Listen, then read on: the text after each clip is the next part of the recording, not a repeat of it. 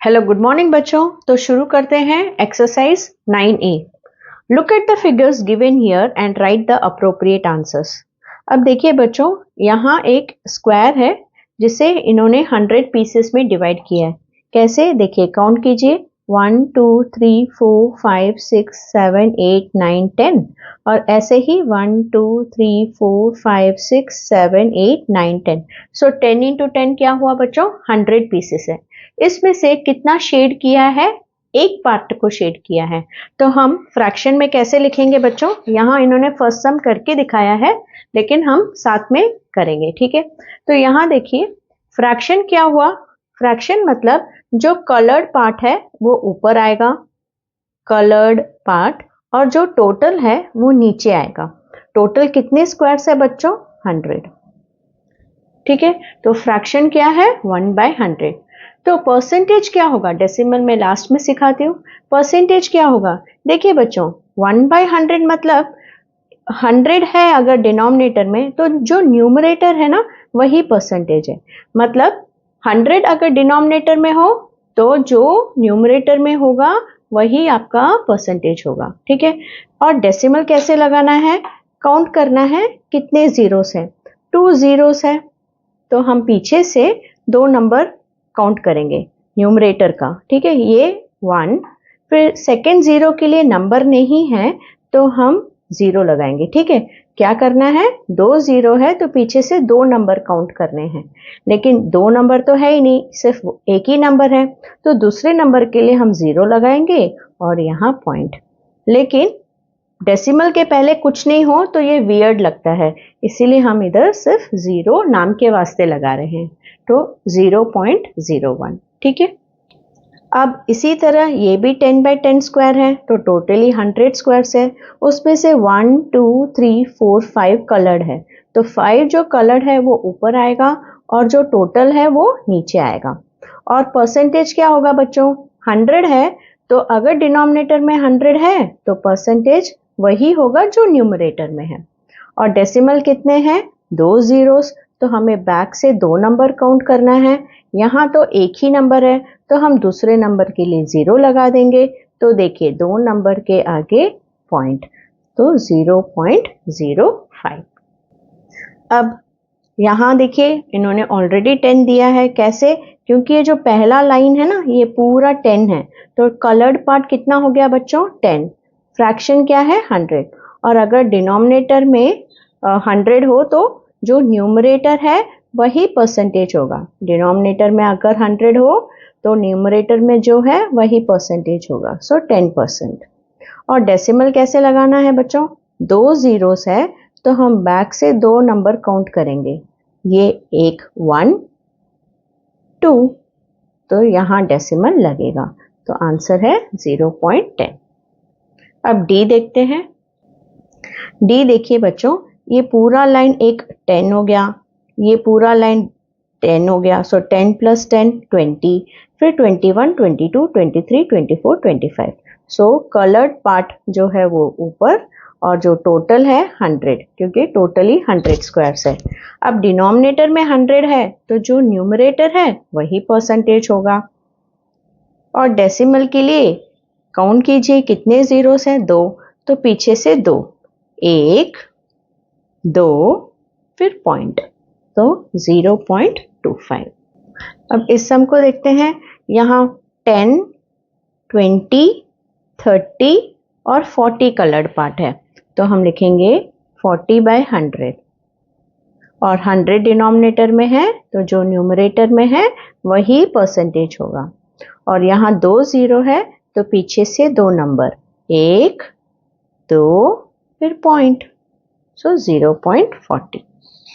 अब इधर देखिए बच्चों, ये है 10 20 30 40 50 60 70 71 72 73 74 75। सो हमारा फ्रैक्शन कलर्ड पार्ट 75 और टोटल पार्ट्स 100। तो 100 डिनोमिनेटर में है तो परसेंटेज वही होगा जो न्यूमरेटर में है। सो और डेसिमल कितना? 2 zeros. So from the back 1 2 decimal and 0.75। अब क्वेश्चन नंबर 2 में कंप्लीट द फॉलोइंग टेबल, और ये दिया है, इसे फिल करना है। देखिए बच्चों, ये तो इन्होंने ऑलरेडी कर लिया है फर्स्ट वाला कॉलम। अब हम सेकेंड कॉलम पे ध्यान देते हैं। ठीक है, पहला सम है इधर, ये इन्होंने पहले ही फिल कर लिया है, इसे देख के हमें इसे फिल करना है। अब सेकेंड कॉलम में देखिए, ये है हमारा फर्स्ट कॉलम। अब सेकेंड कॉलम में देखिए, यहाँ 10/100 दिया है। ठीक है, 10/100 को सिंपलेस्ट फॉर्म में करने को कहा है। सिंपलेस्ट फॉर्म मतलब इसे डिवाइड कर, जितना हम कॉमन फैक्टर से डिवाइड कर सकते हैं डिवाइड करना। तो 10/100 को अगर मैं जीरोस को क्रॉस करूं, ऊपर एक जीरो नीचे एक जीरो, तो इससे आगे और इसे डिवाइड नहीं किया जा सकता। तो ये आंसर होगा हमारा 1/10, 1/10। और इसे डेसिमल में प्लेस करना है। देखिए यहाँ है 2 जीरो, तो पीछे से हम 2 जीरो काउंट करेंगे, 1 2, फिर डेसिमल लगा देंगे, तो आंसर आएगा 0.10। और 100 नीचे है, तो जो न्यूमरेटर होगा वही हमारा परसेंटेज होगा, सो 10%। देखिए अब 20% के लिए, 20/100 के लिए 20% लिखा है, और पीछे से 2 जीरो, तो यहाँ देखिए आप सोचोगे मैम यहाँ जीरो क्यों नहीं है, क्योंकि देखिए ये 0 2, तो 1 2 के बाद पॉइंट, लेकिन पॉइंट के बाद लास्ट में अगर जीरो हो तो उसकी वैल्यू नहीं होती। तो हम ऐसे भी लिख सकते हैं, ये राइट है, या फिर हम 0.1 भी लिख सकते हैं, क्योंकि पॉइंट के बाद आखिर में जो जीरो होता है उसकी कोई वैल्यू नहीं होती। और इन्होंने देखिए सिंपलेस्ट फॉर्म में कैसे कन्वर्ट किया है, ऊपर एक जीरो नीचे एक जीरो गया, तो 2 1s are 2 और 2 5s are 10। इस तरह से इन्हें सिंपलेस्ट फॉर्म में भी 1/5 मिला है। ठीक है, अब हम थर्ड पे चलते हैं। यहाँ इन्होंने 0.34 दिया है, मतलब डेसिमल दिया है। तो हमें पता है डेसिमल को कैसे फ्रैक्शन में कन्वर्ट करना, हमने डेसिमल चैप्टर्स में सीखा है। डेसिमल के बाद अगर 2 नंबर है तो नीचे 2 जीरोस लगेंगे और डेसिमल गायब हो जाएगा। सो ये है 34/100, तो हम फ्रैक्शन को लिखेंगे 34/100।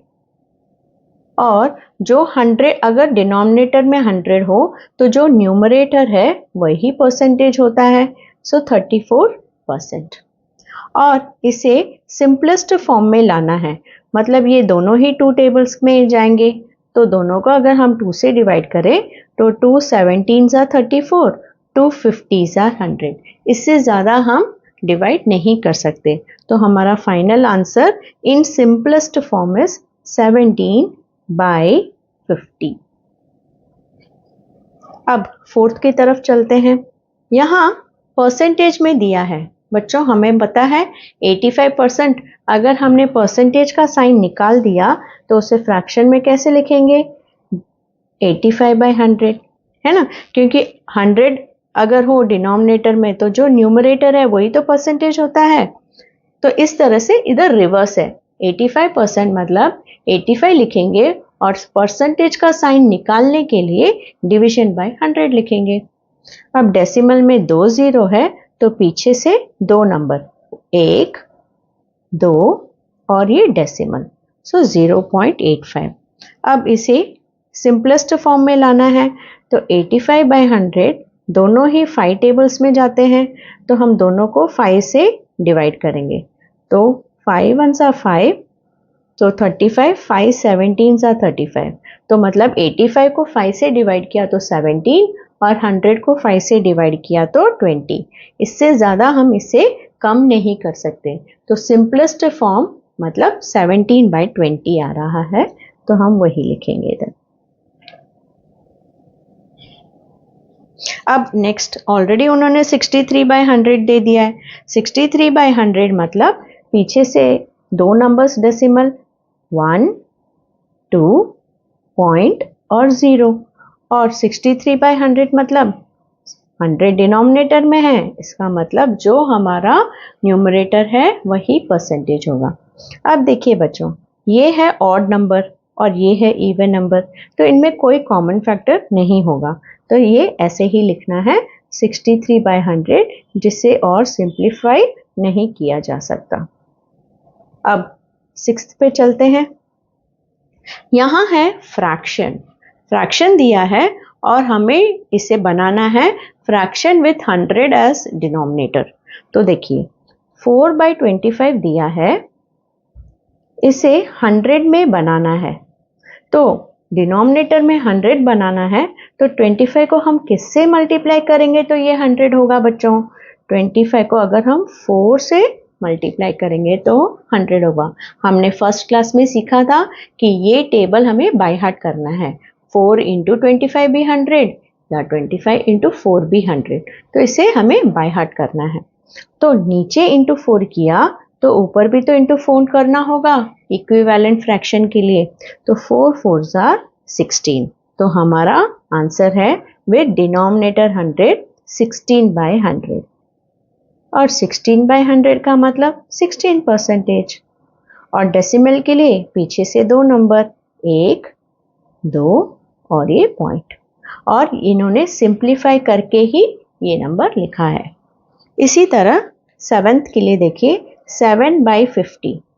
अब 7/50 को डिनोमिनेटर 100 बनाना है, तो 7/50 को डिनोमिनेटर के लिए 100 बनाना है, तो हम किससे मल्टीप्लाई करेंगे 50 को, 50 × 200 होता है, तो 7 × 2 भी तो करना होगा, तो 14, सो हमारा आंसर है 14/100।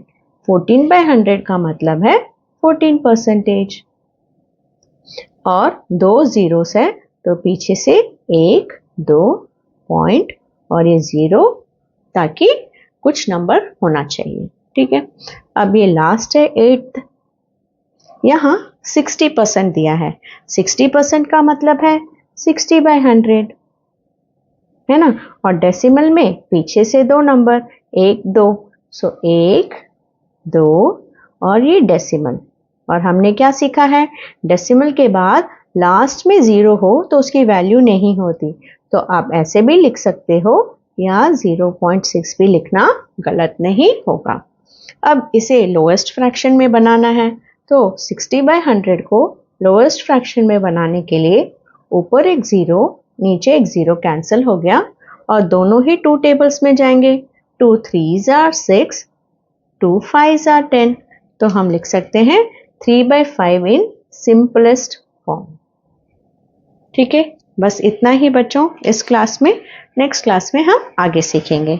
बाय।